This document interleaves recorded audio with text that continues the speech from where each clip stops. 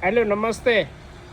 त्यस्तो धेरै मिलाएर त है म भिडियो खिच्न त आउँदैन, तैपनि प्रोडक्टको विषयमा जानकारी दिउँ भनेर कहिलेकाहीँ मैले एकदम राम्रोसँग देखाउनुपर्छ भन्ने उद्देश्यबाट र प्रोडक्टको जानकारी दिनुपर्छ भन्ने उद्देश्यबाट यो उडन सिसोको काठको उडन ह्याङ्गर, यो चाहिँ सिजनिङ गरेको काठ है। तपाईहरु कतिजनाले बुझ्नुहुन्छ सिजनिङ गरेको नगरेको, काठ पनि सिजनिङ कि कसो भन्ने हुन्छ।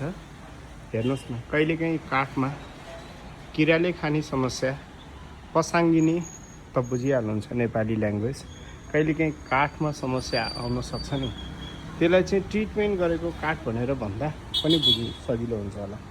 यो काठको ह्याङ्गर हामीले विगतमा उत्पादन गर्दाखेरि विभिन्न किसिमका प्राविधिक समस्याहरू छ भने यो समस्यालाई पनि एकदम मध्यनजर राखेर अहिले चाहिँ हामी लेटेस्ट एकदमै तपाईहरुको फिडब्याक अनुसार हामीले पनि आफ्नो प्रोडक्टलाई एकदम मध्यनजर गरेर राम्रो खालको फिनिसिङमा यो सिसोको काठको ह्याङ्गर निकालिसकेको छौँ।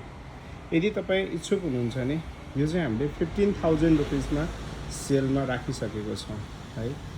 यो चाहिँ एकदमै स्ट्रङ टाइपको उडन ह्याङ्गर हो। तपाईको आफ्नो कोट बच्चाहरूको कपडाको लागि र धेरै स्पेसियस दैनिकी प्रयोग गर्ने कपडाको लागि चाहिँदैन यसलाई स्पेसियस। Thank you.